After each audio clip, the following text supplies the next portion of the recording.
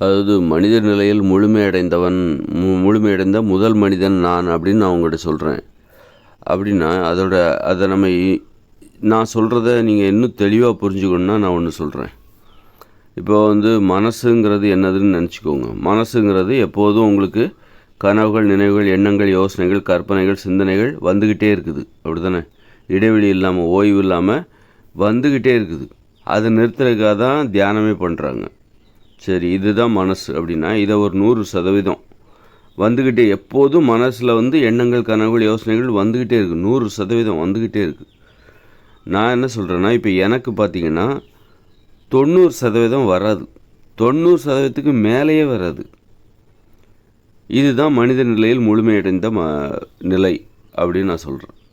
மனித நிலையில் முழுமையடைந்த நிலைன்னா என்னென்னா 90% மனசு உங்களுக்கு இருக்காது, வெற்றிடமாக இருக்கும். இப்போ வெறும் 10%க்கு குறைவான எண்ணங்கள், கனவுகள், நினைவுகள், யோசனைகள் தான் வந்துக்கிட்டு இருக்கும். தினமும் அப்பப்போ எப்போவாது வந்துக்கிட்டு இருக்கும். லேசாக அப்படி ஒரு வாட்டி ஒரு எண்ணங்கள் வரும், அப்புறமா கொஞ்ச நேரம் கழித்து ஒரு யோசனை வரும், அப்புறமா ஒரு 10-15 நிமிஷம் கழித்து ஒரு நினைவுகள் வரும். இந்த மாதிரி தான் இருக்கும். இதுதான் மனசுன்றது. இதுதான் இந்த நிலையை தான் நான் அடைஞ்சிருக்கேன்னு நான் சொல்கிறேன். இதைத்தான் நான் இனிமேல் இந்த உலகமே அடைய போகுதுன்னு நான் சொல்கிறேன். இனிமேல் பிறக்கிற பசங்க இருக்காங்களா, அவங்களுக்கு ஒரு 2024க்கு அப்புறம் 23க்கு அப்புறம் பிறக்கிற அந்த இளம் தலைமுறையினர், ஆண்கள், பெண்கள், அத்தனை பேருக்கும், உலகம் முழுக்க இருக்கிற அத்தனை பேருக்கும் இந்த நிலைமை தான் வரப்போகுது. இந்த மாதிரியான மனசு தான் அவங்களுக்கு வரப்போகுது. அப்போது 90%க்கு மேலான மனசு இருக்காது, வெறும் 10%. அப்போ மனசு பாருங்கள் எவ்வளோ அமைதியாகிடுச்சு பாருங்கள். மனசுங்கிறது இதுதான் மன அமைதி. ஆனால் மனசுங்கிறது நமக்கு தேவை. அது 10%க்கும் குறைவானது போதும். நமக்கு ஒரு எளிமையான பாதுகாப்பான வாழ்க்கை வாழ்வதற்கு ஒரு 10%க்கு குறைவான மனம் என்பது நமக்கு போதும். ஒரு மனசுங்கிறது போதும். இப்போ 10%க்கு குறைவான எண்ணங்கள், நினைவுகள், கனவுகள் என்பது நமக்கு போதுமானது. இப்போ நமக்கு மனசில் பெரும்பாலான மக்களுக்கு, அதாவது உங்களுக்கு எவ்வளோ இருக்கும், 100% மனசு, 100% மனசு. அதில் எண்ணங்கள், கனவுகள், நினைவுகள் 100% இருக்கும். எண்ணங்கள், கனவுகள், நினைவுகள், யோசனைகள், கற்பனைகள், சிந்தனைகள் எல்லாம் 100% இருக்குது. அப்படின்னா எனக்கு எவ்வளோ இருக்குது அப்படின்னா வெறும் 10%க்கு குறைவாக தான் இருக்குது. இது எப்படி? படிப்படியாக தான். அதாவது உங்களை போல் எனக்கும் 100% இருந்தது, அசுர வேகத்தில் போயிட்டு இருந்தது. எண்ணங்கள், கனவுகள், நினைவுகள், கோபம், அவ்வளோ கோபம் எனக்கு இந்த மாதிரி ஒரு அமைதி தேவைப்பட்டது. அந்த அளவுக்கு எனக்கு அமைதி இல்லை. எனக்கு இப்படி ஒரு நிலைமை தேவைப்படுது அப்படின்னா, இப்படி ஒரு மனசு எனக்கு ஒரு 90% எனக்கு மனசு வேண்டாம், வெறும் 10% தான் எனக்கு போதுமானது அப்படின்னு சொல்லிட்டு அதுக்கு பொருத்தமாக நான் நிறைய கேள்வி கேட்டேன். எதுக்கு இந்த மாதிரி தேவையில்லாமல் போகுது? மனசில் வெற்றிடம்ங்கிறது இருக்குது. எப்படின்னா, ஒரு வார்த்தைக்கும் இன்னொரு வார்த்தைக்கும் இடையில ஒரு இடைவெளி இருக்குல்ல. இப்போ பாருங்கள், ஒரு வார்த்தைக்கும் இன்னொரு வார்த்தைக்கும் இப்படி நான் மனசில் நினைக்கிறேன்னு வைங்களேன். ஒரு வார்த்தைக்கும் இன்னொரு வார்த்தைக்கும் எனக்கு ஒரு எண்ணம் வருது, நான் யோசிக்கிறேன். ஒரு வார்த்தைக்கும் இன்னொரு வார்த்தைக்கும் இடையில், இன்னொரு வார்த்தைக்கும் இடையில், இன்னொரு வார்த்தைக்கும் இடையில் என்கிற அந்த வார்த்தைக்கும் இடையே ஒரு இடைவெளி இருக்குது. ஒரு வார்த்தைக்கும் இன்னொரு வார்த்தைக்கும் இடையே ஒரு இடைவெளி இருக்குது. அப்போ மனசில் இடைவெளி இருக்குது. இப்படி நான் அப்போ அந்த இடைவெளியை ஏன் அதிகப்படுத்த முடியாது? நான் மனசுக்குள்ளே ஒரு யோசிக்கிறேன். அப்படின்னா, இன்றைக்கி நான் வீட்டுக்கு போயிடணும், சீக்கிரமாக வீட்டுக்கு போகணும். அப்போது இன்னைக்கு என்கிற வார்த்தைக்கும் நான் என்கிற வார்த்தைக்கும் இடையில் ஒரு இடைவெளி இருக்குது. இன்றைக்கி நான் என்கிற வார்த்தைக்கும் சீக்கிரமாக என்கிற வார்த்தைக்கும் இடையிலே ஒரு இடைவெளி இருக்குது. அப்போ இந்த இடைவெளியை ஏன் அதிகப்படுத்த முடியாது? இந்த இடைவெளியை ஏன் அதிகப்படுத்த முடியாது? இடைவெளிங்கிறது அப்போ மனசில் இருக்குது, வெற்றிடம் என்பது மனசில் இருக்குது அப்படின்னு நான் யோசித்தேன். இப்படி நிறைய கேள்வி கேட்டேன். ஒரு விஷயத்தை பார்க்குறேன், ஒரு போர்டை பார்க்குறேன், திண்டிவனம்னு எழுதியிருக்கு. திண்டிவனம்னு எழுதியிருக்கு. அதான் எழுதியிருக்குல்ல, அதை எதுக்கு மனசில் நான் வாசிக்கணும்? மனசும் வாசிக்குது. என் கண்களுக்கு தெரியாதா திண்டிவனம் அப்படிங்கிறது? சும்மா பார்த்தா போகாதா? மனசில் ஏன் வாசிக்கணும்? அப்போ எனக்கு சந்தேகம். என் பார்வை மீது எனக்கு சந்தேகம். நான் திண்டிவனம் அப்படிங்கிற எழுத்தை நான் பார்க்குறேன், அந்த எழுத்தை பார்க்குறதோடு நிறுத்த வேண்டியதுன்னு ஏன் மனசுக்குள்ளே நான் வாசிக்கணும்? எழுத்தை பார்த்தாலே வாசிச்சிடுற. அப்புறம் ஒரு இந்தி எழுத்தை பார்த்தா மட்டும் ஏன் அமைதியாக இருக்கிற? உனக்கு அது தெரியாது. அப்போ நீ தெரியும்னு காமிக்கிறியா? எனக்கு தெரிஞ்சிருக்கு, எனக்கு தெரியுது, எனக்கு தெரியும் அப்படின்னு காமிக்கிறியா? ஒரு இந்தி எழுத்தை பார்த்தா அது உனக்கு ஹிந்தி தெரிய மாட்டேங்குது. அப்போ ஒரு ஹிந்தியில் எத்தனையோ பெயர் பலகைகள் இருக்குது. அதெல்லாம் பார்த்தா நீ அமைதியாக இருக்கிற. அதெல்லாம் பார்த்தா அமைதியாக இருக்க. அப்போ திண்டிவனம், தமிழ்நாடு அப்படின்னு இந்த மாதிரி விழுப்புரம், சவுந்தரபாண்டியபுரம் அப்படின்னு இந்த மாதிரியான பெயர் பலகைகளை பார்த்தா மட்டும் ஏன் வாசிக்கிற? ஏன் உனக்கு தெரியும்னு சொல்கிறியா? எனக்கு தெரியும்னு காமிக்கிறியா? அப்போ உனக்கு தெரியாதுங்கிற தாழ்வு மனப்பான்மை உனக்கு இருக்குது. எனக்கு எதுவுமே தெரியலங்கிற தாழ்வு மனப்பான்மை இருக்கும்போது தான் எனக்கு தெரியுங்கிறத காமிக்கிறதுக்காகவே நீ இந்த மாதிரி வாசிக்கிற. இப்படியெல்லாம் நான் கேள்வி கேட்டேன். அப்புறம் அப்படின்னா என்ன அர்த்தம்? என் மேலேயே எனக்கு சந்தேகம், எனக்கு ஒன்றும் தெரியலங்கிற சந்தேகம். அப்போது மனிதர்களுக்கே அந்த சந்தேகம். அப்போ நான்ங்கிறது யார்? மனிதர்களின் பிரதிநிதியாக நான் என்ன மாற்றிக்கிறேன். ஒட்டுமொத்த இந்த மனிதர்களுக்கு இருக்கிற அத்தனை பிரச்சனைகளுக்கும் தீர்வு தேடுகிற ஒரு பிரதிநிதியாக என்னிடத்தில் அந்த தீர்வு இருக்குது. என்னால் முடியும். அதனால் இந்த ஒட்டுமொத்த மனிதர்களின் பிரதிநிதியாக நான் என்ன நினச்சிக்கிட்டேன். நான் தான் அப்படிங்கிறது நான் உணர்ந்தேன். அது எப்போ உணர்ந்தேன் அப்படின்னா, ஒட்டுமொத்த மனிதர்களின் பிரதிநிதியாக நான் இருக்கிறேன், மனிதர்களில் முழுமையடைய போகிற அந்த முதல் மனிதனாக நான் இருக்கிறேன் அப்படிங்கிறது எப்போ உணர்ந்தேன் அப்படின்னா, இந்த மனதில் ஒரு வெற்றிடம் ஏற்பட்டுது, மிகப்பெரிய வெற்றிடம் ஏற்பட்டுச்சு. ஒரு கேள்வி கேட்டேன், நான் என்னையே பார்த்து சந்தேகப்படுறேன். அப்போ மனிதர்கள் தன் மீது சந்தேகப்படுகிறார்கள், தன் மீது அவர்களுக்கு குழப்பம் இருக்கிறது, தன்னை பற்றிய குழப்பம் இருக்கிறது. நான் முதல்ல என்னை பற்றி தான் கேள்வி கேட்டேன். என்னை பற்றி தான் நான் ஒரு விமர்சனத்தை வச்சேன். நான் என் மேலே சந்தேகப்படுறேன் அப்படின்றது. அப்புறம் நாங்கிறது யார்? மனிதர்களின் பிரதிநிதி. அப்போ இந்த மனிதர்கள் தன்னை பற்றி சந்தேகப்படுறாங்க. மனிதர்களுக்கு தன்னை பற்றின சந்தேகம் இருக்குது, தன்னை பற்றின குழப்பம் இருக்குது, தன்னை பற்றிய ஒரு பயம் இருக்குது. அந்த ஒரு கேள்வி கேட்டேன். அந்த ஒரு கேள்வி கேட்டவொன்னே தான் மனசே அப்படி ஸ்டாப் ஆச்சு. தொடர்ந்து வந்து கொண்டு இருக்கிற அந்த எண்ணங்கள், நினைவுகள், கனவுகள், யோசனைகள் அத்தனை நின்று போச்சு. ஒரு 5 நிமிஷத்துக்கு 2-3 நிமிஷத்துக்கு நின்று போச்சு. அப்போ தான் நான் யாருன்னு எனக்கே தெரிஞ்சுது. ஓஹோ, இப்போ தான் மனிதர்கள் மனித நிலையில் முழுமையடைகிறார்கள். இன்னும் மனிதர்களாக முழுமையடையவில்லை. மனிதர்களாக ஆவதற்கான முயற்சி தான் இப்போ நடந்துக்கிட்டு இருக்கு. அப்போது அந்த முயற்சியில் முதலில் அந்த நிலையை அடைந்த முதல் மனிதனாக நான் இருக்கிறேன். அப்போது ஒட்டுமொத்த மனிதர்களின் பிரதிநிதியாக நான் இருக்கேன் அப்படிங்கிறது நான் அப்போ தான் உணர்ந்தேன். ஆனால் அதுக்கு முன்னாடி எனக்கு நிறைய கேள்விகள். கடைசியாக நான் கேட்டது நான் என்னையே சந்தேகப்படுறேன். நான்ங்கிறது யார்? மனிதன். அப்போ ஒட்டுமொத்த மனிதர்களின் பிரதிநிதியாக நான் அந்த கேள்வியை எனக்குள்ளே கேட்டப்போ தான் என் மனசில் இருக்கிற தொடர்ச்சியாக வந்துக்கிட்டே இருக்கிற, வேகமாக அமைதி இல்லாமல் வந்து கொண்டே இருக்கிற அந்த எண்ணங்கள் அப்படியே நின்றது ஒரு 2-3 நிமிடங்களுக்கு.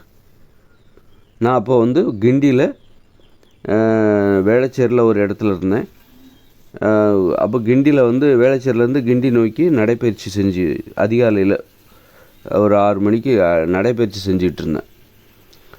அப்போ தான் இந்த 2006ன்னு வச்சுக்கோங்களேன், அந்த டைம். அப்போ தான் எனக்கு இந்த வெற்றிடம், அப்போ தான் நான் யாருங்கிறது தெரிய வந்தது. என்னையே அப்போ மனிதர்களுக்கு தன்னை பற்றின சந்தேகம் இருக்குது, பயம் இருக்குது, குழப்பம் இருக்குது. மனிதர்களுக்கு நாம் மனித நிலையில் முழுமையை அடைவோமா மாட்டோமா, அமைதி கிடைக்குமா கிடைக்காதா அப்படிங்கிற சந்தேகம் இருக்குது. ஏன்னா மனிதர்கள் இன்னும் முழுமையடையவில்லை, மனிதர்களின் மனம் இன்னும் கட்டுப்பாடை அடையவில்லை. அந்த கட்டுப்பாட்டை சாத்தியமாக்குகிற, அந்த கட்டுப்பாட்டை எட்டுகிற, அந்த வெற்றியை, அந்த இலக்கை அடைகிற அந்த புள்ளியாக நான் இருக்கிறேன். நான் தான் எல்லாத்தையும் சாதிச்சேன்னு சொல்லலை. இந்த ஒட்டுமொத்த மனிதர்கள் அனைவரின் சாதனையின் ஒரு புள்ளி, அந்த சாதனையின் இலக்கை எட்டுகிற ஒரு புள்ளி தான் நான். இந்த அமைதியை அடைவதற்கு, இந்த நிலையை அடைவதற்கு அத்தனை மனிதர்களும் உழைக்கிறார்கள். ஆனால் அந்த இலக்கை அடைகிற புள்ளியாக நான் இருக்கிறேன். இது நாள் வரைக்கும் பிறந்த அத்தனை மனிதர்களும் இந்த மனித நிலையில் முழுமையடைவதற்கான, அந்த இலக்கை அடைவதற்கான முயற்சியில் அத்தனை பேரும் உழைச்சிருக்காங்க. உழைக்காமல் முடியாது, உழைச்சி தான் ஆகணும். அப்படிப்பட்ட விஷயம் இது நீ விருப்பப்பட்டுலாம் நடக்காது. விருப்பம் இருந்தாலும் இல்லைனாலும் நீ இதற்காக, இந்த முயற்சிக்காக நீ பயன்படுத்தப்படுவாய். அதுபோல தான் நானும் பயன்படுத்தப்பட்டேன். அந்த இலக்கை அடைகிற ஒரு புள்ளி தான் நான். புரியுதுங்களா? அப்போது அந்த அந்த நிலையை அடையும் போது தான் அப்போ இப்போ அன்னையிலேருந்து இன்னை வரைக்கும் ஒரு 2-3 நிமிஷத்துக்கு மனசுங்கிறது அப்படியே ஸ்டாப் ஆச்சுது, அப்படியே நின்று போச்சு. எனக்கே ஆச்சரியம். அப்போ தான் நினச்சேன், அப்போ மனசுங்கிறதே நமக்கு இருக்கக்கூடாது போலுக்க அப்படின்னு நான் நினச்சேன்.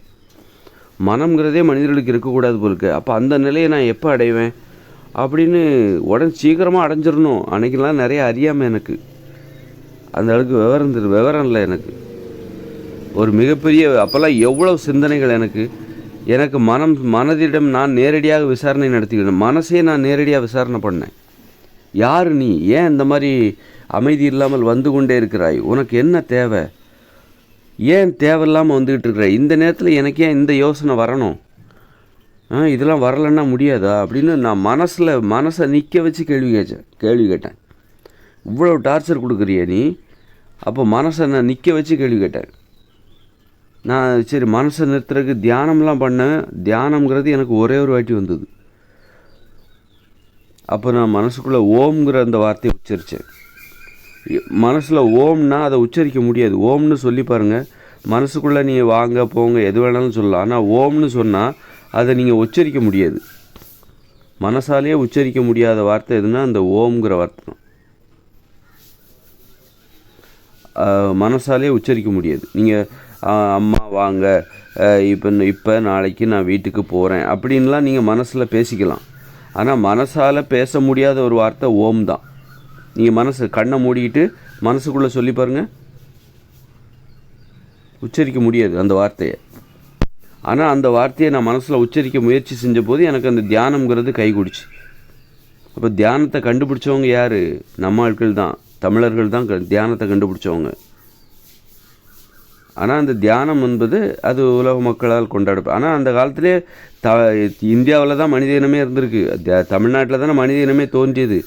ஒரு சமீப காலமாக தான் ஒரு உலகங்கள் கண்டுபிடிக்கப்பட்ட பிறகு தான் உலகம் முழுக்கும் மனிதர்கள் பரவுகிறார்கள். அந்த கதையை நம்ம அப்புறம் பார்ப்போம். அப்போது மனசை நான் நிற்க வச்சு கேள்வி கேட்டேன். சட்டையை பிடிச்சி கேள்வி கேட்டேன், யார் நீ? ஏன் தேவையில்லாமல் யோசிக்கிற அப்படின்ட்டு. ஏன் நான் உன்னை பார்க்குறேன், ஒரு திண்டிவனம்னு ஒரு பெயர் பிள்ளையை பார்க்குறேன், அது திண்டிவனம்னு என் கண்ணுக்கு தெரியுது, அதையே நீ வாசிக்கிற? ஏன் உனக்கு தெரியும்னு காமிக்கிறியா? இல்லை உனக்கு தெரியாதுங்கிற தாழ்வு மனப்பான்மை உனக்கு இருக்குதா அப்படின்னு இன்னும் நிறைய கேள்விகள். அப்போ அது சார்ந்து அப்போ மனிதர்கள் யார்? வரலாறு வருது எனக்கு. மனிதர்களை பற்றிய வரலாறுலாம் எனக்கு வருது. அவங்க யார்? மனிதர்களை பற்றி மனிதர்களுடைய ஆதிகால வரலாறு, அவன் என்ன காரணத்துக்காக இந்த மாதிரி. அப்போ என்னுடைய வாழ்க்கை சம்பவங்களை அடிப்படையாக கொண்டது தான் இந்த மனித வரலாறு அடிப்படையாக இருக்கும். எனக்கு ஏன் இந்த மாதிரி நிலம்? அப்போ இந்த மாதிரியெல்லாம் விசாரணை நடத்தும்போது இன்னை வரைக்கும் 2006 இன்னைய வரைக்கும் நான் நிறைய கேள்விகள் கேட்க நான் பார்த்தீங்கன்னா நான் ஒரு கேள்வி கேட்டேன். நான் என்னையே சந்தேகப்படுறேன். நாங்கிறது யார்? மனிதனின் பிரதிநிதியாக நான் என்னையே சந்தேகப்படுறேன். மனிதர்கள் என்னையே சந்தேகிக்கிறார்கள். மனிதர்களுக்கு தன்னை பற்றிய சந்தேகம் இருக்குது, தன்னை பற்றிய குழப்பம் இருக்குது, தன்னை பற்றின பயம் இருக்குது, தன்னை பற்றின ஒரு தெளிவு இல்லை, அடிப்படை தெளிவு இல்லை அப்படின்னு நான் ஒரு கேள்வி கேட்டேன். 2-3 நிமிஷத்துக்கு மனசு நின்று போச்சு. தொடர்ச்சியாக எண்ணங்கள் வந்து கொண்டிருந்த அந்த மனசில் 2-3 நிமிஷம் நின்று போச்சு. அப்போ நான் அதுக்கப்புறம் நிறைய கேள்விகள் 2006 இன்னைய வரைக்கும் 18 வருஷமாக நான் கேள்வி கேட்டுக்கிட்டே இருக்கேன். சின்ன வயசுலேருந்தே கேள்வி கேட்டுக்கிட்டு இருக்கேன். சின்ன வயசுலேருந்தே எனக்கு அமைதி ஆரம்பிச்சிருச்சு. நான் ஜாதியை பற்றி கேள்வி கேட்டிருக்கேன், மதத்தை பற்றி கேள்வி கேட்டிருக்கேன். எனக்கு மத நம்பிக்கை சின்ன வயசுல இல்லாமல் போச்சு. மத நம்பிக்கை ஜாதி நம்பிக்கைலாம் எனக்கு இருந்துச்சு. சின்ன வயசில் நான் கேட்ட கேள்விகளில் ஜாதி ஓடிப்போச்சு. சின்ன வயசில் நான் கேள்வி கேட்டேன், நிறைய கேள்வி கேட்டேன். மதத்தை பற்றி கேள்வி கேட்டேன், மதமும் ஓடிப்போச்சு, ஜாதியும் ஓடிப்போச்சு. அதுபோல் தான் ஜாதி மதங்கிறது ஒரு அமைதியின்மை. அப்போ நான் கேட்ட கேள்வி, நான் விசாரணை பண்ணேன். ஜாதி நீ யார்? மதம் நீ யார்? என்ன வேணும் உனக்கு அப்படின்னு கேள்வி கேட்டப்போ நான் கேட்ட நிறைய கேள்விகளில் அது ஓடிப்போச்சு. மதம் என்னை விட்டு ஓடிப்போச்சு. மதம் என்கிற அமைதியின்மை என்னை விட்டு ஓடிப்போச்சு. ஜாதிங்கிற அமைதியின்மை என்னை விட்டு ஓடிப்போச்சு.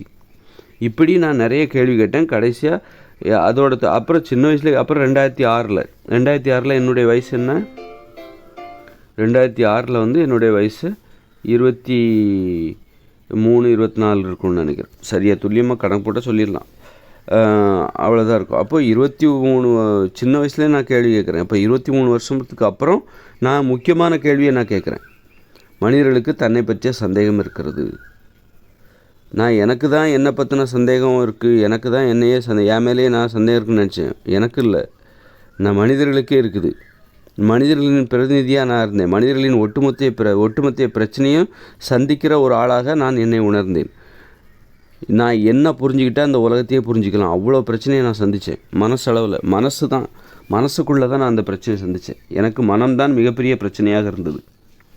நான் வெளியில் பார்த்தா என்னை எல்லாரும் அமைதியான ஆள் அப்படின்னு தான் சொல்லுவாங்க, ரொம்ப அமைதியான ஆள். ஆனால் எனக்குள்ளே அவ்வளோ பிரச்சனைகள் இருக்குது. மனம்தான் எனக்கு பிரச்சனை. அவ்வளோ கோபங்கள் இருந்தது. நான் அப்போல்லாம் பேசியிருந்தால் மிகப்பெரிய புரட்சியாக இருக்கும். அவ்வளோ கோபம் எனக்குள்ளே இருந்தது. அந்த கோபம் இன்றைக்கி குறைஞ்சிருச்சு. ஏன்னா அவ்வளோ தெளிவு வந்துருச்சு, அமைதி பிறந்துச்சு. நிறைய கேள்விகள், நான் கேட்குற கேள்வி ஒவ்வொன்றுக்கும் மனசில் அமைதி ஏற்பட்டு கொண்டே இருக்கிறது. இப்போ என்னாச்சுன்னா 90% மனசு எனக்கு இல்லை. ஒரு 2006 நான் என்னை பற்றியே நான் சந்தேகிக்கிறேன் அப்படிங்கிற ஒரு கேள்வியை நான் கேட்கும்போது என்னாச்சுன்னா ஒரு 2-3 நிமிடம் ஒரு அமைதி ஏற்பட்டது. 2-3 நிமிடம் மனசு செயல்படுவதை நிறுத்தி கொண்டது. அப்போ நான் அதுக்கப்புறம் எவ்வளோ கேள்விகள் கேட்க வெற்றிடம் வந்துக்கிட்டே இருக்குது. இன்றைக்கி பார்த்தா 90% மனசுங்கிறது இப்போ எனக்கு செயல்படாது. 10%க்கும் குறைவாக தான் மனசுங்கிறது இன்னும் இருக்குது. இன்னும் எனக்கு ஆராய்ச்சி நடந்துக்கிட்டு தான் இருக்குது. ஆனால் அந்த ஆராய்ச்சி முடிய போகுது, அது மட்டும் தெரியுது. இன்றைக்கி நான் அந்த மாதிரி என்னுடைய கருத்துக்களை பேசுகிறதுக்கே கொஞ்சம் சிரமமாக இருக்குது. ஆனால் இதுவே 2006 2000 ஆண்டுலாம் நான் பேசியிருந்தேன்னு வச்சுக்கோங்க, ரொம்ப கோபம் அதிகமாக இருக்கும். ரொம்ப பயங்கரமாக ஒரு நாள் முழுதும் என்னால் பேச முடியும். இன்னும் வேகமாக கேள்விகள்லாம் அப்படி இருக்கும். அப்போல்லாம் நான் பேசியிருந்தேன்னா பெரிய புரட்சி இந்த உலகத்தில் கண்டிப்பாக ஏற்பட்டிருக்கும். எனக்கு அதெல்லாம் என்னால் அது முடியும், ரொம்ப ஈஸியாக என்னால் முடியும்.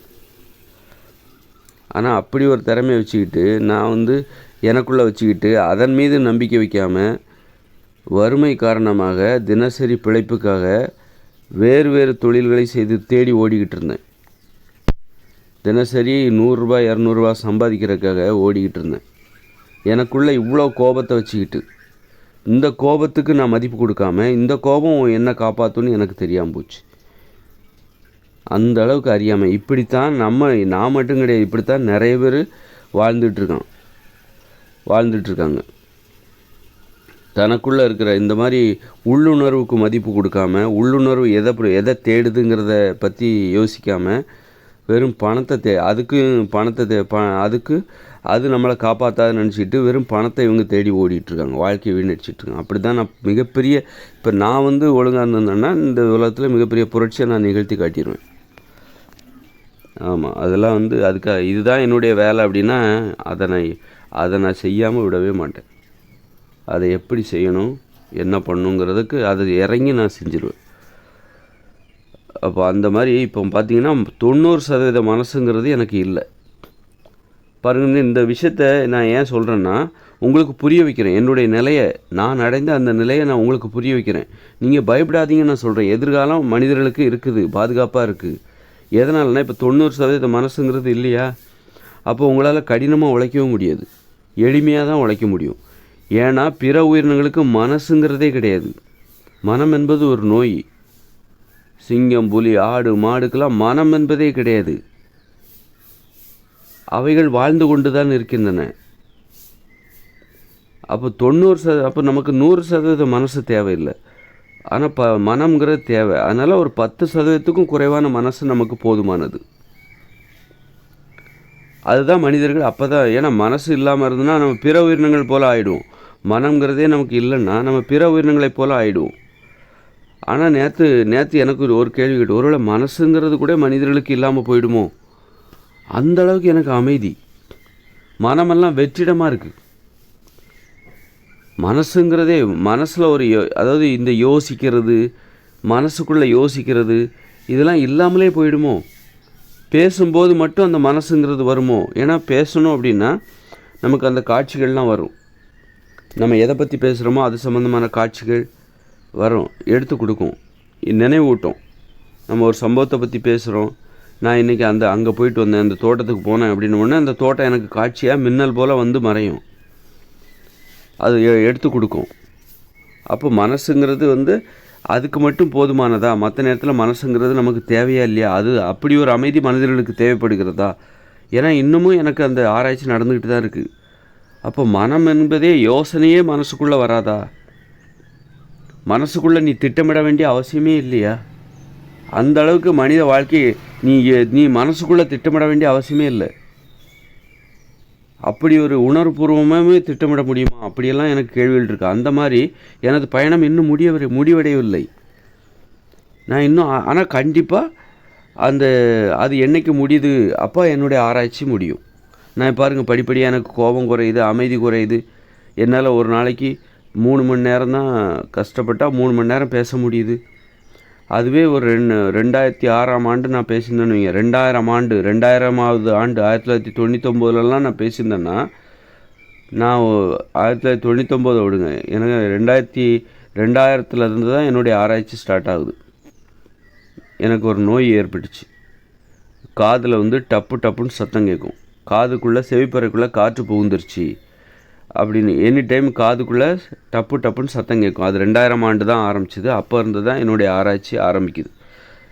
ஆனால் இந்த மாதிரி ஆராய்ச்சிக்கு தகுதியானவனாக நான் என்னை சின்ன வயசுலேயே இருந்திருக்கிறேன். சின்ன வயசில் என்னுடைய சிந்தனைகள், யோசனைகள் அதெல்லாம் பார்த்தா இந்த மாதிரியான ஆராய்ச்சிக்குள்ளே நான் தள்ளப்படுவதற்கு சின்ன வயசுலேயே அதற்கான காரணங்கள் எனக்குள்ளே இருக்குது. சின்ன வயசுலேயே நான் எனது ஊர் இப்படி இருக்க வேண்டும் என்று நான் பயங்கரமாக திட்டமிடுவேன். கனவு வந்துச்சுன்னா என்னால் தூங்கவே முடியாது, அந்த அளவுக்கு. அப்போது என் ஊர் என் கட்டுப்பாட்டில் இல்லை, அதுதான் அங்கே பிரச்சனை. அப்போ சின்ன வயசுலேயே நான் அதை புரிஞ்சுக்கிட்டு நான் ஒரு பொதுநல உணர்வோடு அப்போவே நான் அந்த வேலைகள் அதை நோக்கி ஒரு பொதுநல உணர்வோடு பொதுநல சேவையோடு நான் போயிருந்தேன்னா, அரசியலில் புகுந்து அரசியல் அப்புறம் அந்த மாதிரி பேச்சு, ஒரு நேரடி தொடர்பு, என்னுடைய சிந்தனைகளை இந்த சமூகத்திற்கு நேரடியாக சமர்ப்பிக்கிற ஒரு வாய்ப்பை நான் அப்போவே தெரிஞ்சுக்கிட்டு இருந்திருப்பேன். நான் பிழைக்கிறதுக்காக அது வேறு வேலைகளுக்கு போனதுனால்தான் நான் என் சிந்தனைக்கு முக்கியத்துவம் கொடுக்க முடியாமல் போயிடுச்சு, என்னுடைய கடமை செய்ய முடியாமல் போயிடுச்சு. ஆனால் 2000ஆம் ஆண்டு தான் எனக்கு வந்து நான் இந்த சிந்தனைக்கு இந்த ஆராய்ச்சி நேரடியாக தொடங்குகிறது. எனது செவிப்பறைக்குள் காற்று புகுந்து விட்டது. அப்போது ஒவ்வொரு வாட்டியும் எச்சு முழுங்கும் போது டப்புன்னு சத்தம் கேட்கும். அந்த அது எனக்கு கோபம் அதிகமாக இருக்கும்போது டப்புன்னு சத்தம் கேட்டுக்கிட்டே இருக்கும். இது மனசுக்குள்ளே பயங்கர பயத்தை ஏற்படுச்சு, கோபத்தை ஏற்படுத்திச்சு. இதிலேருந்து நான் விடுபட்டாகணும். இதனால் எனக்கு என்னென்னா, அந்த பயம் வந்து எனக்கு மன உறுதியை கொடுக்க மாட்டேங்குது, மன உறுதியை தர மாட்டேங்குது. நிறைய கோபம், என்னால் வந்து என்னால் எந்த முன்னேற்றத்தையும் அடைய முடியல. ஆனால் அதனால் இது ஒரு நோயின்னு வச்சுக்கோங்களேன். செவிப்பறைக்குள்ளே இந்த மாதிரி சத்தம் கேட்குற ஒரு நோய் 2000ஆம் ஆண்டு ஆரம்பிக்குது. இது ரொம்ப தீவிரமாகுது. டப்புன்னு தூங்கும் போதெல்லாம் என் வாய் அசையுது. அப்போ இது என்ன? இதை நிறுத்தி ஆகணும். இது உடலில் ஏற்பட்ட ஒரு பிரச்சனை. இதை நிறுத்தணும்னா நான் வந்து உடல் ரீதியாக மட்டும்தான் முயற்சி செஞ்சிட்ருக்கேன். உடற்பயிற்சி பண்ணால் குறையுது, உடற்பயிற்சி பண்ணாக்கா குறையுது. அப்புறம் என் கடமைகளை செஞ்சாக்கா குறையுது. கொஞ்சம் கேப் விட்டால் திரும்பவும் அதிகரிக்குது. அப்போ நான் வந்து உடல் ரீதியான முயற்சி, சில மருந்துகளை சாப்பிட்டா, அமுக்கரா சூரணம் சாப்பிட்டா குறையுது, திரும்ப விட்டுட்டா அதிகரிக்குது. சாப்பிட்ற நேரம் மட்டும் கொஞ்சம் குறைவாக இருக்குது. இப்படி பார்க்கும்போது பார்த்தா இப்படி ஏதோ ஒரு முயற்சி நான் பண்ணிகிட்ருக்கேன். கடைசியில் பார்த்தா மனசுக்கும் இந்த பிரச்சனைக்கும் சம்மந்தம் இருக்குது. மனசு வந்து தொடர்ச்சியாக எண்ணங்களுக்கு அப்போ நான் வந்து மனசை விசாரணை பண்ண ஆரம்பிக்கிறேன். ஏன் இந்த மாதிரி எண்ணங்களை? அப்போ இதுக்கும் இந்த நோய்க்கும் சம்மந்தம் இருக்குது. இந்த நோயை குணப்படுத்தணுன்னா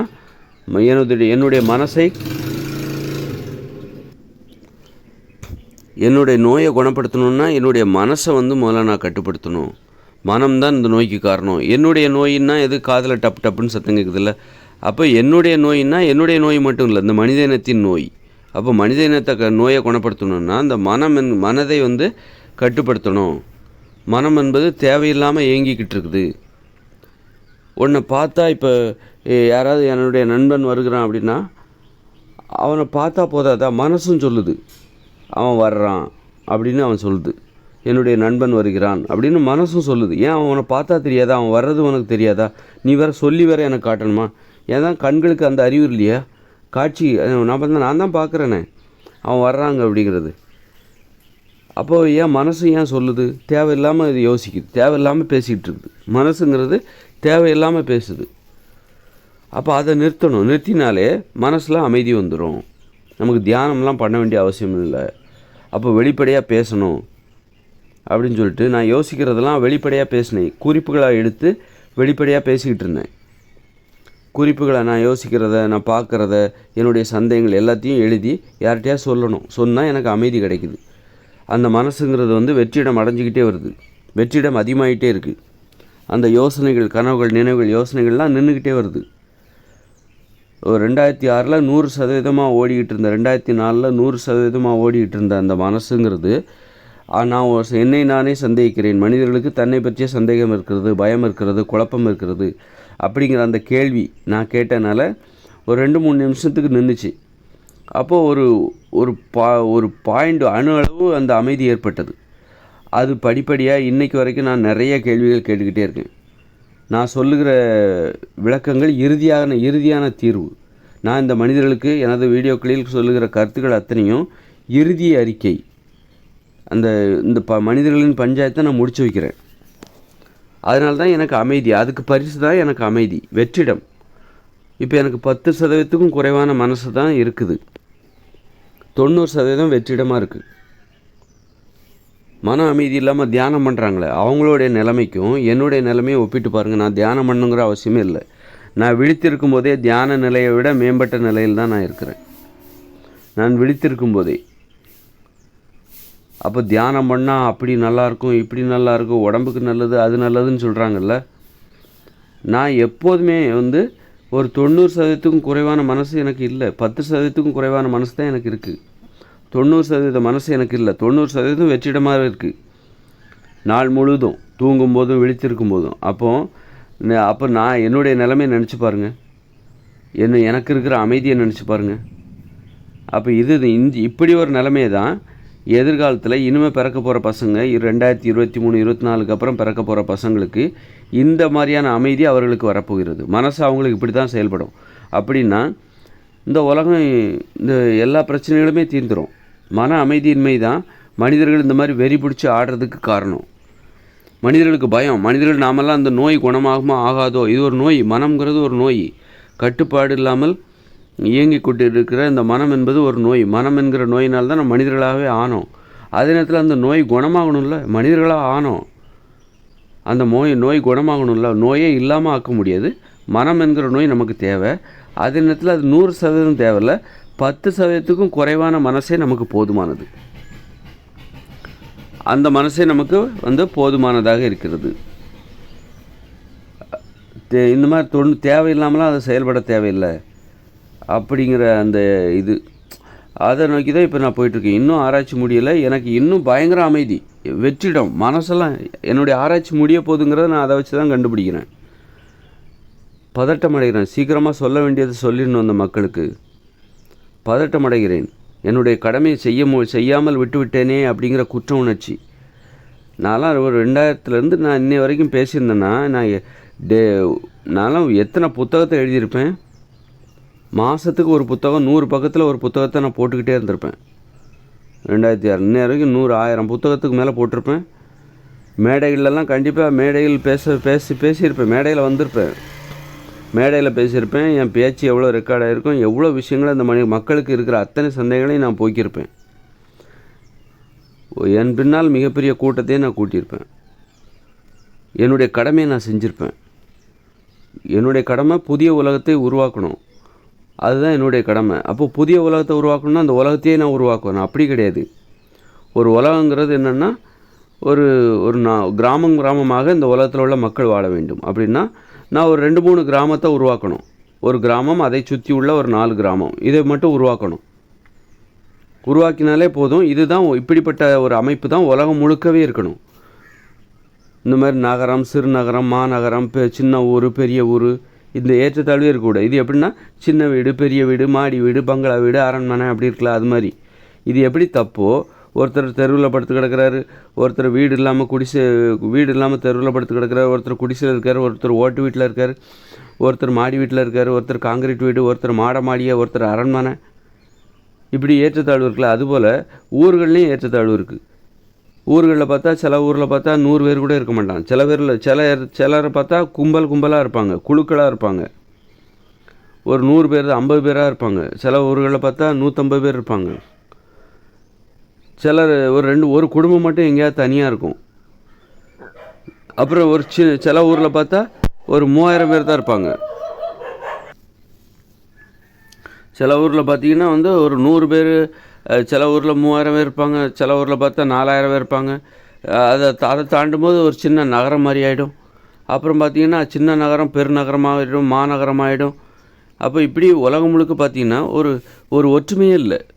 ஒரு வீடுன்னா எப்படி இருக்குன்னா எல்லா வீடும் ஒரே மாதிரி தான் இருக்கணும். ஒரு காக்காவோட கூடு பாருங்கள், எல்லா கூடும் ஒரே மாதிரி தானே இருக்குது. குருவியோட கூடு எல்லா கூடும் ஒரே அளவில் தானே இருக்குது. ஒரு கூடு பெரிய வீடாக, பெரிய மாடி வீடு கட்டுற மாதிரி மாடி கூடு கட்டுதா?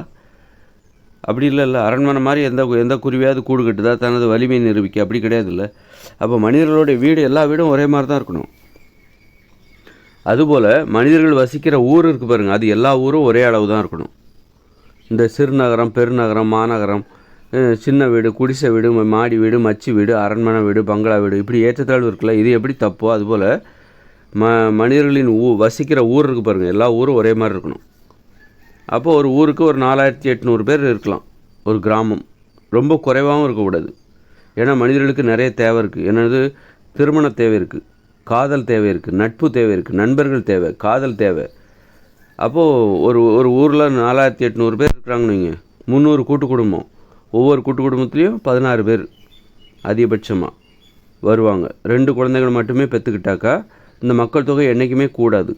கணவன் மனைவி இருவரும் சேர்ந்து இந்த உலகத்துக்கு 2 பேரை கொடுத்து விட வேண்டும், அவ்வளோதான். அதுக்கு மேலே பிள்ளை பெற்றுக்கூடாது. பெற்றுக்கிட்டால் எண்ணிக்கை கூடிக்கிட்டே போகும். அதுக்கு குறைவாகவும் பெற்றுக்கூடாது. ஒரு குழந்தை போதும்னு நிறுத்திடக்கூடாது. அப்போ மக்கள் தொகை குறைஞ்சிக்கிட்டே போகும். மக்கள் தொகை எப்போதும் ஒரே மாதிரி இருக்கணும்னா 2 குழந்தை மட்டுமே பெற்றுக்கணும். அப்போது அந்த மாதிரி ஒரு 2 குழந்தை மட்டுமே பெற்றுக்கிற மாதிரி இருக்கும்போது மக்கள் தொகை எப்போதும் ஒரே மாதிரி இருக்கும். அப்போது ஒரு ஊரில் 300 கூட்டு குடும்பம். ஒரு கூட்டு குடும்பத்தில் இருக்கிறவங்க வந்து தாய் வழி உறவு, அதில் 2 குழந்தை மட்டுமே பெற்றுக்கிட்டால் அந்த கூட்டு குடும்பத்தின் மக்கள் தொகை என்பது எப்போதுமே 16 தாண்டாது. அப்போது ஒரு ஊரில் 300 கூட்டு குடும்பம் அப்படின்னா 3 10 30 3 6 18 4800 பேர் தான் அந்த ஒரு ஊரின் மக்கள் தொகை. 4800 பேர்னால் ஏன் 4800 பேர்? இது போதும், இதுக்கு மேலே அதிகமாகக்கூடாது. அப்போது என்ன ஆகும் அப்படின்னா, உங்களுக்கு நண்பர்கள் தேவை. 4800 பேர்லேருந்து உங்களுக்கு தேவையான நண்பரை தேர்ந்தெடுத்து கொள்ள வேண்டும். உங்களுக்கு தேவையான வாழ்க்கை துணையை தேர்ந்தெடுத்து கொள்ள வேண்டும். கணவனையோ மனைவியோ தேர்ந்தெடுத்து கொள்ள வேண்டும். பெரியவர்கள், சிறியவர்கள், இப்படி பழகுவதற்கு மனிதர்களை நீங்கள் 4800 பேர்லேருந்து தேர்ந்தெடுத்துக்கணும். அப்புறம் இந்த ஊர் முடிஞ்சோடனே அடுத்த ஊர் உடனே தொடங்கும். ஒரு ஊரோட குடியிருப்பு பகுதி முடியுதா, அது ஒரு 50 அடி இடைவெளியில் அடுத்த ஊர் தொடங்கிடும். அந்த மாதிரி தான் இதோட வடிவமைப்பு இருக்கும். அது ஒரு ஊர் எப்படி இருக்கணும்னா அதற்கான வடிவமைப்பு என்கிட்ட இருக்குது. இப்படி உலகம் முழுக்க ஊர்களை நிறுவி இருக்க வேண்டும். உடனே அடுத்த ஊர் தொடங்குது. அப்போது ஒரு ஊரில் 4800 பேர்லேருந்து தான் உன்னுடைய வாழ்க்கை துணையை தேர்ந்தெடுக்கணும், நண்பர்களை தேர்ந்தெடுக்கணுங்கிற அவசியம் இல்லை. பக்கத்து ஊர்லேருந்து கூட நீ உனக்கு தேவையான கணவனை தேர்ந்தெடுத்து கொள்ளலாம். பெண்களாக இருந்தால் கணவனையோ, ஆண்களாக இருந்தால் மனைவியோ தேர்ந்தெடுத்து கொள்ளலாம். இந்த ஊருக்குள்ளே தான் உனக்கான தேவை இருக்குது அப்படி இல்லை. பக்கத்து ஊர்லேருந்து தேர்ந்தெடுத்துக்கலாம். பக்கத்தில் இந்த பக்கம் ஒரு ஊர் இருக்குது, அந்த பக்கம் ஒரு ஊர் இருக்குது, சுற்றி 4 ஊர் இருக்குது. ஒவ்வொரு ஊர்லேயும் 4800னா சுற்றி ஒரு ஊரை சுற்றி 4 ஊர் இருக்குதுன்னு வச்சுக்கோங்க. மொத்தம் 4 ஊர். அப்போ 4 16, 3 24, 4 32, கிட்டத்தட்ட 20,000 பேர்லேருந்து 20,000 பேர் இருக்காங்க. 20,000 பேர்லேருந்து உனக்கு தேவையான ஒரு மனைவியவோ கணவனோ தேர்ந்தெடுத்துக்கோ, காதலியவோ தேர்ந்தெடுத்துக்கோ. சப்போஸ் உன் மனைவி உனக்கு பிடிக்கலனா விவாகரத்து பண்ணிட்டு இன்னொருத்தையை தேர்ந்தெடுத்துக்கலாம். அதற்கான வாய்ப்பு இருக்கணும். அதே நேரத்தில் நம்ம கிராமமாகவும் வாழ வேண்டும். சிறு குழுக்களாக நம்ம பிரிஞ்சு போயிடக்கூடாது. குழுக்களாகிட்ட நீங்கள் 100 பேர் தான் நீங்கள் வசிக்கிறீங்கன்னா உங்களுக்கு தேவையான கணவன் மனைவி, உங்களுக்கு வாழ்க்கை துணை தேட முடியாது. அங்கே இருக்கிறவங்கள எடுத்துக்கணும். உங்களுக்கு பிடிச்சிருக்கோ பிடிக்கலையோ அந்த 100 பேருக்குள்ளே ஒருத்தரை நீங்கள் கல்யாணம் பண்ணிக்கணும். அந்த மாதிரி கட்டாயம் அது மாதிரி வந்துடக்கூடாது. உங்கள் விருப்பத்துக்கு முக்கியத்துவம் இருக்கணும். விரும்பி உங்கள் வாழ்க்கை துணைங்க நீ தேடணும். அதுக்கு தகுந்த மாதிரி நான் வடிவமைச்சிருக்கேன். அது ஒரு கண்டுபிடிப்பு. யார் வடிவமைச்சாலும் அப்படி தான் இருக்கும். அது அப்படிங்கிறத அப்படி நினச்சிக்கோங்க. என்னுடைய தனிநபர் விருப்பத்தை உங்கள் முன்னாடி நான் திணிக்கலை. இது ஒரு கண்டுபிடிப்பு. இயற்கை விதிமுறைப்படி மனிதர்கள் வாழ்ந்தால் அவருடைய வாழ்விடம் எப்படித்தான் இருக்க வேண்டும் என்பது ஒரு கண்டுபிடிப்பு. அப்போ அதை நான் வடிவமைச்சு வச்சுருக்கேன். அப்போது ஒரு ஊருங்கிறது அப்போ நான் இதை என்ன கடமையை செஞ்சுருக்கணும்? என்னுடைய கடமைங்கிறது இதுதான். ஒரு ஊர், அதை சுற்றி இருக்கிற ஒரு 4 ஊர், இதை நான் வந்து வடிவமைச்சு நிறுவியிருக்கணும். நீங்கள் வந்து பார்த்துக்கணும். நீங்கள் வந்து அப்போ எதிர்காலத்தில் மனிதர்கள் எப்படி வாழப்போகிறார்கள் என்பதை நீங்கள் அதை பார்த்து தெரிஞ்சுக்கலாம். ஓ, இப்படித்தான் இருக்குமா, எதிர்கால உலகம் என்பது இப்படித்தான் இருக்குமா அப்படின்னு. அப்போ என்னுடைய பணியை பாருங்கள். ஒரு ஊரே பார்த்தீங்கன்னா அந்த ஒரு ஊரில் ஒரு கூட்டு குடும்பத்தில் வந்து 16 பேர் இருப்பாங்கன்னு சொல்லியிருக்கேன். ஒவ்வொருத்தருக்கும் 2 ஏக்கர் விளைநிலம் கொடுக்கப்படும். அப்படின்னா ஒரு கூட்டு குடும்பத்திற்கு 32 ஏக்கர் விளைநிலம் இருக்குது. ஒரு கூட்டு குடும்பத்தின் குடியிருப்பு பகுதி 1 ஏக்கர் விளைநிலத்தில் அவைகள் குடியிருப்பார்கள். அவர்களுக்கு விளைநிலம் அப்படியே ஒரு ஊரில் பார்த்தீங்கன்னா 1000 ஒரு ஊரே வந்து பார்த்திங்கன்னா கிட்டத்தட்ட 10,000 ஏக்கர் என்னவோ வருதுன்னு நினைக்கிறேன். கணக்கு போட்டால் கணக்கு போட்டு பார்த்துக்கோங்க. ஒரு கூட்டு குடும்பம் 32, ஒரு கூட்டு குடும்பத்துக்கு கிட்டத்தட்ட 33 ஏக்கர். அப்படின்னா 300 கூட்டு குடும்பத்துக்கு 10 கூட்டு குடும்பத்துக்கு 330 ஏக்கர். 100 கூட்டு குடும்பத்துக்கு 3300ன்னு வச்சுக்கோங்க. அதுவே அப்போது பார்த்திங்கன்னா 10,000 ஏக்கர். ஒவ்வொரு ஊரும் 10,000 ஏக்கர். அப்போ நான் ஒரு 4 ஊரை வடிவமைச்சிருக்கணும். 4 ஊரை வடிவமைச்சு இந்த சினிமாவில் செட்டு போடுற மாதிரி நான் வந்து செட்டெல்லாம் போட மாட்டேன். ரியலாகவே அதை உருவாக்கி 4 ஊரை நான் வடிவமைச்சிருக்கணும். 4 கிராமங்களை, நான் கண்டுபிடித்த கிராமங்களை. இப்போ ஒருத்தர் கண்டுபிடிச்சி வெளியிடுறாங்கள, ஒருத்தர் வந்து கரண்டில் ஓடுற பைக்கை கண்டுபிடிச்சி மக்கள் முன்னாடி வைக்கிறாங்கள்ல. அப்போ என்னுடைய கண்டுபிடிப்பு எதுவாக இருக்குது? ஒரு ஊர், மனிதர்கள் இப்படித்தான் வாழ வேண்டும். எதிர்காலத்தில் 2040க்கு அப்புறம் மனிதர்கள் வந்து இயற்கையோடு இணைந்து வாழப்போகிறார்கள். அவர்கள் வாழ்கிற ஒரு ஊர் இப்படித்தான் இருக்க வேண்டும் என்று நான் ஒரு ஊரை கண்டுபிடிக்கிறேன்னா, அப்போ நான் என்னுடைய கண்டுபிடிப்பை அப்படித்தான் வெளிப்படுத்த முடியும்.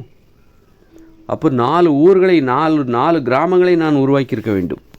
உருவாக்கி அங்கே விளைநிலம் எப்படி இருக்கிறது, அதுக்கு இடையில் போகிற சாலைகள், வழித்தல், ஏன் இந்த சாலை எப்படி இருக்குது, இங்கே எப்படி இருக்கணும், விளைநிலத்தில் யாரு கூடயும் பேசக்கூடாது, தொழிற்பகுதி குடியிருப்பு பகுதி நான் தனித்தனியாக பிரிச்சுருக்கேன்.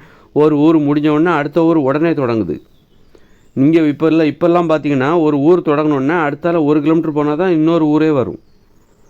அப்படி இருக்கக்கூடாது. ஒரு ஊர், மனிதர்களுக்கு நெருக்கம் தேவை, உறவுமுறை. அப்போ தான் உறவுமுறை தனிமை பெற்றக்கூடாது, ஒற்றுமை தேவை. அப்போ தான் மனிதர் வாழ்க்கை சுவாரஸ்யமாக இருக்கும். பேச்சு துணைக்கு ஆட்கள் தேவை.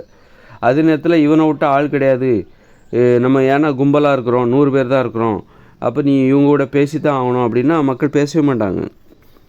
அப்போ நிறைய பேர் இருந்தால் தான் மனிதர்கள் வந்து சண்டை போடுவாங்க, பிடிக்கலைன்னா இன்னொருத்தட்ட போய் பேசுவாங்க. அந்த மாதிரி சம்பவங்கள்லாம் நடக்கணும் வாழ்க்கையில். அதுக்கு அப்போ மக்கள் கொஞ்சம் அதிகமாக தேவை. அப்போ ஒரு ஊர்னால் 4800 பேர்.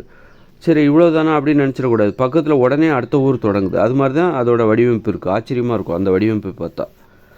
இதை நான் நிறுவியிருக்கணும். இந்நேரம் பார்த்தீங்கன்னா அந்த ஊரை நான் 4 ஊரை நான் ஒரு நிறுவியிருக்கணும். 40,000 ஏக்கர் விளைநிலம் எனக்கு தேவை. 40,000 ஏக்கர் நிலம் தேவை எனக்கு. அதை நிறுவியிருந்தால் இந்த உலகத்தில் இருக்கிற மிகப்பெரிய கண்டுபிடிப்பு இதுதான். அப்போ இந்த உலகத்தில் இருக்கிற அத்தனை பேரும் எதிர்கால உலகத்தை பார்க்கணுங்கிறக்காக தமிழ்நாட்டுக்கு வந்திருப்பாங்க. நான் என்ன சொல்லியிருப்பேன், நான் தான் மனிதர்களில் முழுமையடைந்தவன்னு நீங்கள் என்ன உணர்ந்திருப்பீங்க. நான் சொல்கிற உண்மைகளை நீங்கள் புரிஞ்சுக்கிட்டு நான் சொல்கிறபடி கேட்டிருப்பீங்க. எதிர்கால உலகத்தை உருவாக்குறதுக்கு இந்த உலகமே தயாராகிருக்கும். நான் என்னுடைய கடமையை செய்யாமல் போயிட்டேன். அப்போ நான் இதெல்லாம் 40,000 ஏக்கரில் நான் ஒரு 4 கிராமங்களை உருவாக்கணும்னா அது எப்படி சாத்தியம்? ஒன்று, நான் மிகப்பெரிய கோடீஸ்வரராக இருக்கணும். கோடீஸ்வரராக இருந்தால் கூட அது சாத்தியம் கிடையாது. அரசாங்கம் அதுக்கு தடை போட்டால் நான் என்ன பண்ண முடியும்? அப்போ கோடீஸ்வரராக இருந்தால் மட்டும் என்னால் அதை சாதிக்க முடியாது. நான் இந்த அரசாங்கத்தையே கைப்பற்றணும். அப்போ தான் அதிகாரத்தை கைப்பற்றினா தான் என்னால் இந்த கண்டுபிடிப்பை இந்த மக்களுக்கு கொடுக்க முடியும். அதே நேரத்தில் இந்த எதிர்கால உலகம் நோக்கி இந்த மக்களை நான் கூட்டிகிட்டும் போகணும். எனக்கு இந்த உலகத்தில் எப்படி அமைதியை ஏற்படுத்தணும், இந்த இப்போ இருக்கிற பிரச்சனைகளுக்கும் எனக்கு தீர்வு தெரியும். இந்த சாதி மதம் இதெல்லாம் அவ்வளோ ஈஸியாக மக்களே ஒழிப்பாங்க. மக்களே ஒழிக்கிற அளவுக்கு எனக்கு வழி இருக்குது. அரசாங்கம் ஒழிக்க தேவையில்லை, மக்களே முன் வந்து ஒழிச்சிருவாங்க. அதற்கான வழி இருக்குது, அற்புதமான வழியா. இந்த சாதி மதத்திலிருந்து விடுபடுவதற்கான ஒரு சான்றிதழை வந்து நீ கொடுத்துட்டாலே போதும். உனக்கு சாதியில் நம்பிக்கை இல்லையா, சாதி மதத்திலிருந்து விலகுவதற்கான சான்றிதழை பெற்றுக்கொள்ளலாம். முடிஞ்சு போச்சு. சாதியை ஒழிக்கிறது ரொம்ப ஈஸி. நீ இடஒதுக்கீட்டுக்காக சாதியை காப்பாற்றுறாங்க. கல்வி, மருத்துவம் எல்லாத்தையும் நீ கட்டணம் இல்லாமல் கொடுத்து விட்டால் சாதி நமக்கு தேவையில்லை, இடஒதுக்கீடே தேவையில்லை. அப்புறம் பார்த்திங்கன்னா விவசாயத்தை எல்லாம் அரசு தொழிலாக மாற்றுங்க. விவசாயிகளை அரசு பணியாளர்களாக மாற்றுங்க. அவங்களுக்குன்னு ஒரு கல்வி தகுதி கண்டிப்பாக இருக்கணும். படித்த விவசாயிகள், இப்போ விவசாயம்னா படிச்சிருக்கணும். படிக்காமல் நீ விவசாயம் எந்த தொழிலுமே செய்யக்கூடாது அப்படின்னு பல தீர்வுகள் நம்மக்கிட்ட இருக்குது, என்கிட்ட இருக்குது. அப்போ இந்த மக்களை அமைதியாக மாற்றி நல்லபடியாக வாழ வச்சு மக்கள் என்னை நம்பும்படி செய்து இந்த ஆட்சி அதிகாரத்தை என் கட்டுப்பாட்டுக்குள்ளே வச்சு நான் என்னுடைய கண்டுபிடிப்பை நான் இங்கே நிறுவியிருக்கணும். கண்டுபிடிப்பை நிறுவியிருந்தால் இந்த உலகமே அதை பார்க்க வந்திருக்கும். பார்த்து நான் சொல்கிற அத்தனை கருத்துக்களும் கிட்டத்தட்ட ஒரு 20 வருஷமாக நான் பேசியிருந்தேன்னா எவ்வளோ விஷயத்தை நான் பேசியிருப்பேன். இந்த உலகமே என்னை நம்பி எதிர்காலத்தை எதிர்கொள்வதற்கு இன்றைக்கி தயாராகும். 2040 ஒரு மாற்றம் நடக்க போகுது. இந்த இயந்திர அறிவியல் உலகமே செயலிழக்க போகுது. அப்போ நான் அதை ஒரு 2000 வருஷத்துலேருந்து நான் சொல்லியிருந்துருக்கணும். 40 வருஷமாக நான் அதை சொல்ல வேண்டிய கடமை. 40 வருஷம்னா 2040 நடக்க போகுது. ஒரு 20 வருஷமாக நான் அந்த உலகத்துக்கு சொல்லிக்கிட்டே இருந்திருக்கணும். சொல்கிறதுக்கு எனக்கு ஒரு பாதுகாப்பு. நான் நினைக்கிறத துணிஞ்சு சொல்லணும். எனக்கு இன்னும் என்னென்னோ கருத்துக்கள் இருக்குது, துணிஞ்சு சொல்லணும். ஆனால் நான் பயந்து தான் சொல்கிறேன். ஏன் காரணம் என்னென்னா, அப்போ அதிகாரம் என் கையில் இருந்ததுன்னா நான் இப்போ தைரியமாக நான் சொல்லுவேன். ஏன்னா எனக்கு சுயநலன்லாம் கிடையாது. சுயநலன், இந்த ஒரு பொதுநலன், இந்த மாதிரி ஒரு பிறர் நலன் கொண்டவர்கள் இந்த மாதிரி ஒரு அறிவுபூர்வமான அணுகுமுறையுடையவர்கள் இந்த உலகமே பார்த்துருக்காது. ஒரு அறிவுபூர்வமான முறையுடன் ஒரு நேர்மையான ஒரு பொதுநல அரசியல்வாதியை இந்த உலகமே பார்த்துருக்காது. அவர் மிகப்பெரிய கண்டுபிடிப்பாளராகவும் இருக்கிறார். அப்போ அவருடைய முயற்சி அறிவுபூர்வமானதாக இருக்கிறது, நேர்மையானவராக இருக்கிறார். அப்படின்றபோது அந்த உலகம் என்னுடைய நோக்கம் வேறையாக இருக்குது. என்னுடைய நோக்கம் சொத்து சேர்க்கறது, ஆடம்பரமாக வாழ்கிறது, அரசியலை பயன்படுத்திக்கிறது, அதை தக்க வச்சுக்கிறது, வாரிசு அரசியல், குப்பை அரசியல் அப்படின்லாம் இல்லாமல் என்னுடைய நோக்கமே வேறையாக இருக்குது. இப்போ எதிர்காலமே இப்படி மாறப்போகுதுங்கும்போது நான் எதுக்கு சொத்துலாம் சேர்க்க போகிறேன்? 2040 இயந்திர அறிவியல் உலகமே செயலிழக்க போகுது. அப்படிங்கும்போது நான் சொத்து சேர்க்குற ஆளாக இருப்பேனா? நான் கோடிக்கணக்கான பணத்தை ஊழல் பண்ணி லஞ்சம் கொடுத்து சேர்க்குற ஒரு ஆளாக இருப்பேனா? நான் சேர்க்குற அரசியல்வாதிகளில் ஒருவராக நான் இருப்பேனா? இருக்க மாட்டேன். இன்றைக்கி அரசியல்வாதி ஏன் கோடிக்கணக்கில் சொத்து சேர்க்குறாங்க, ஊழல் பண்ணுறாங்கன்னா, அவங்க எதிர்காலங்கிறது இப்படி தான் போயிட்டே இருக்கும்னு நினச்சிக்கிட்டு இருக்காங்க. எதிர்காலங்கிறது இப்படி தான் இருக்கும், இந்த மாதிரி தான் இருக்கும், இந்த மாதிரி இயந்திர அறிவியல் உலகம் தான் மனிதர்கள் வாழ்ந்துக்கிட்டே இருப்பாங்க. அப்போ சொத்துங்கிறது எந்த அளவுக்கு நீ சேர்த்து வச்சுக்கிறியோ அந்த அளவுக்கு தலைமுறைக்கு பயன்படும் அப்படின்னு நினச்சி தான் இந்த மாதிரி சொத்து சேர்க்குறாங்க. இப்போ நான் என்ன சொல்கிறேன், 2040 இந்த இயந்திர அறிவியல் உலகமே செயலிழக்க போகுது. நீ உன் கையில் கோடிக்கணக்கான பணம் உங்ககிட்ட இருந்தாலும் அதுக்கு வேல்யூவே கிடையாது. அது வெறும் காகிதமாக மாறப்போகுது. அப்போ 2040 அப்புறம் இப்படி ஒரு மாற்றம் நடக்க போகுது அப்படிங்கிறத உணர்ந்த ஒரு ஆள் நான் எப்படி ஊழல் பண்ணி அந்த பணத்தை நான் சேர்ப்பேன்? ஒரு சுயநல அரசியல்வாதிகளில் ஒருவராக நான் எப்படி இருப்பேன்?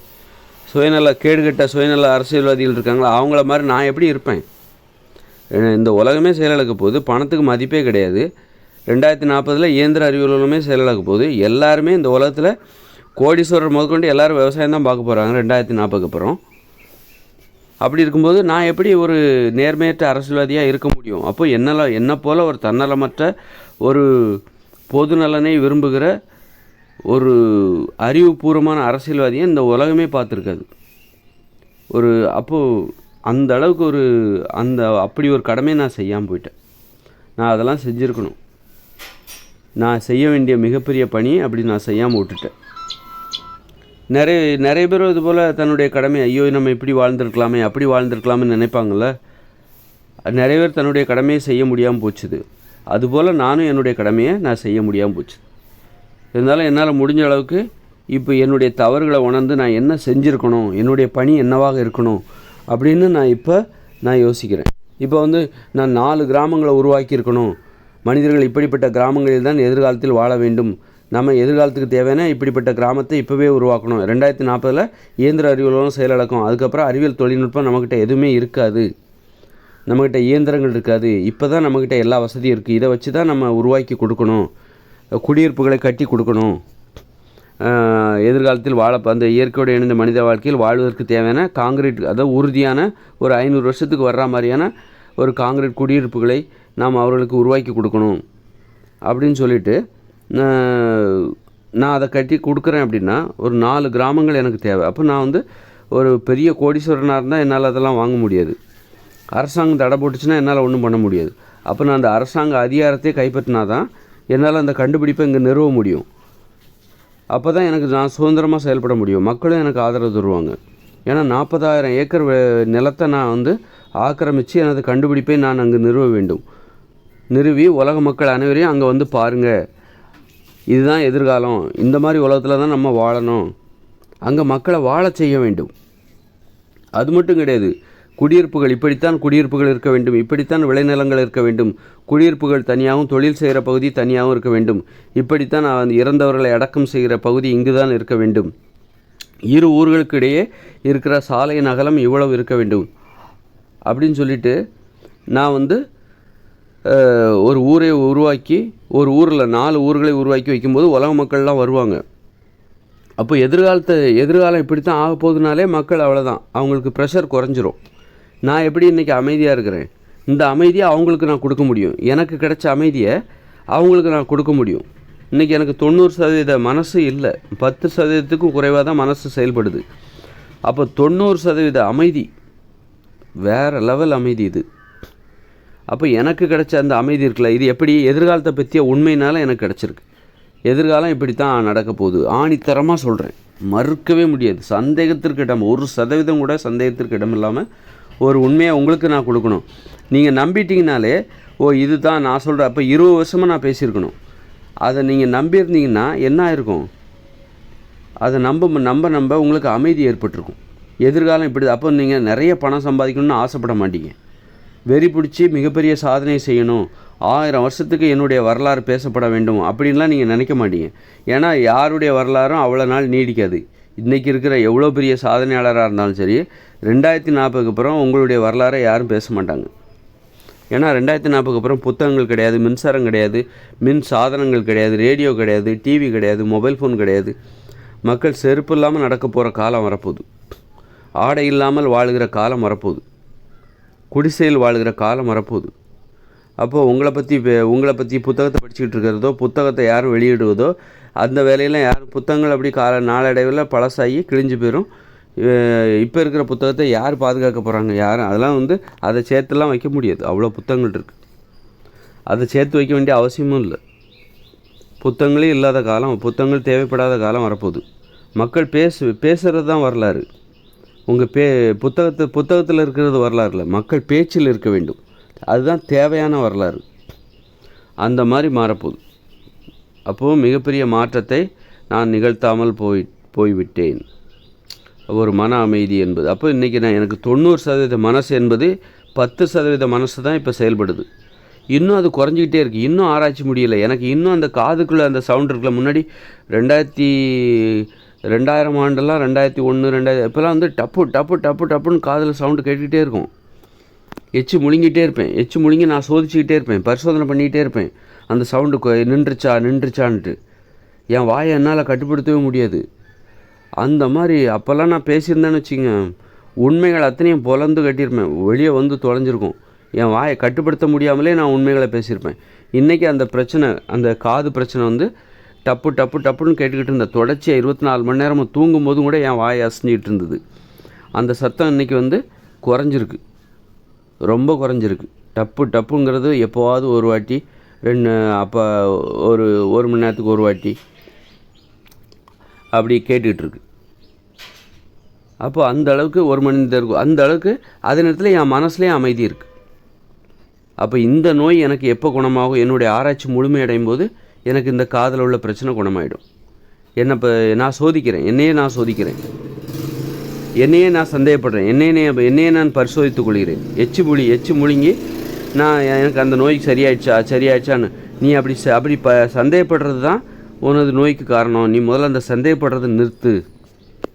அதுதான் மனசுக்கான விசாரணையாகவும் இருக்குது. மனசுக்கிட்டே நான் அதான் சொல்கிறேன். அப்போ மனசு, உடம்போட பிரதிநிதி தான் மனசு. உடல் உணர்வுகளை தெரிந்து கொள்கிற ஒரு ஊடகம் தான் மனசு. மனம் என்கிற ஜன்னல் வழியாக அந்த உடம்புக்குள்ளே என்ன நடக்குதுங்கிறத நம்ம பார்க்குறோம்.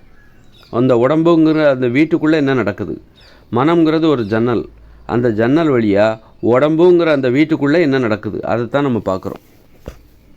அதனால் மனசுங்கிறது இந்த உடல் உணர்வுகளின் ஒரு பிரதிநிதி.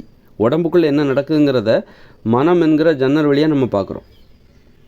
அப்போ உடம்பு நல்லா இருந்தால், உடம்புக்குள்ளே நல்லது அமைதி இருந்தால் மனசுலேயும் அமைதி தான் தெரியும், அந்த ஜன்னல்லேயும் அமைதி தெரியும்.